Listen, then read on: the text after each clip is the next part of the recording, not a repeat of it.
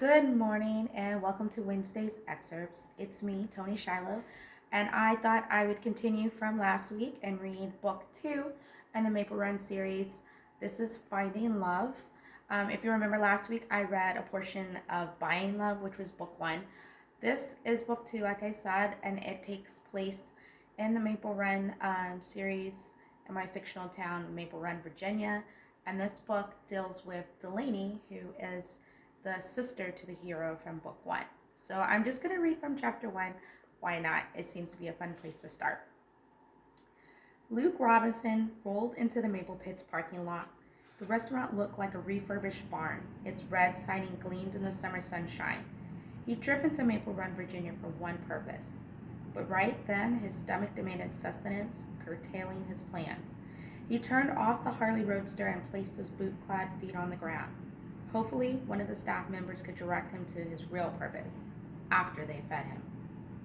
Rising, he stretched, allowing his spine to decompress, and took his helmet off. The summer breeze blew across his face, cooling the sweat that clung to his nape and the back of his ears. The cool air was a welcome relief after having his face stuck in a brain bucket for the past few hours. His stomach grumbled, its demands louder than before.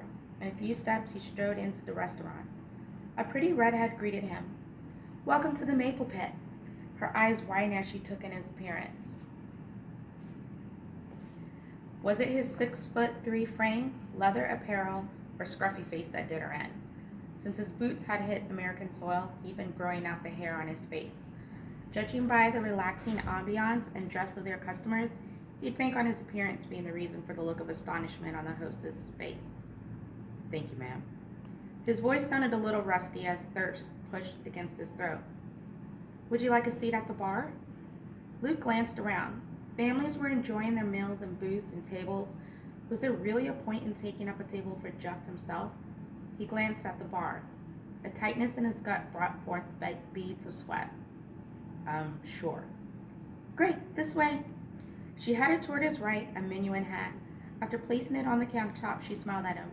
"Your server will be right with you." He nodded, then straddled the stool and picked up the menu. Oh man, the food reminded him of his grandmother's cooking. In his opinion, Rosa Robinson was the best cook in West Texas. A small smile tugged at his lips as he thought about the petite woman who ran the Robinson men better than any four-star general ever could. Once the Army had released him on R&R, rest and relaxation, he'd hopped on his roadster and headed straight for Virginia. The need to make amends pressed down upon him. Now, he regretted not taking the time to see his grandmother before he left. She would have calmed him. A mature African-American woman came out of the kitchen.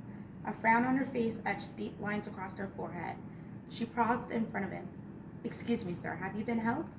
"No, ma'am." Her frown intensified. "I'm so sorry. I'll go find your server." "No worries. I'm in no hurry." He offered her a smile despite the objection coming from his stomach. "Thank you for your patience." She rounded a corner and disappeared. Was there a break room back there where a server was hiding out? His gaze landed on the menu again, skimming the offerings. They served Arnold Palmer's sweet tea and lemonade concoction. His mouth salivated, imagining the taste of the drink he hadn't tasted in months. It would be the perfect way to quench his thirst. A shadow fell across the bar, distracting him from the list of entrees. He looked up into the most gorgeous brown eyes he'd ever seen. "Delaney Jones," he whispered. Her eyes widened, wariness coloring her gaze. "Do I know you?" "No, ma'am, but I knew your husband, Parker Jones." His words stumbled over themselves in the face of her beauty. "You knew Parker?" Her warm voice flowed over him. He swallowed. "Yes, ma'am. We served together on his last tour." He licked his lips. "Sorry for your loss, ma'am." Was 3 years too late to give his condolences? And that's where I'm going to stop. It gets a lot more interesting, and you'll definitely want to know why Luke feels the need to ride into Maple Run after ending his military career. Again, this is an excerpt from Finding Love. Thank you so much for joining me this Wednesday, and I hope you have a great week.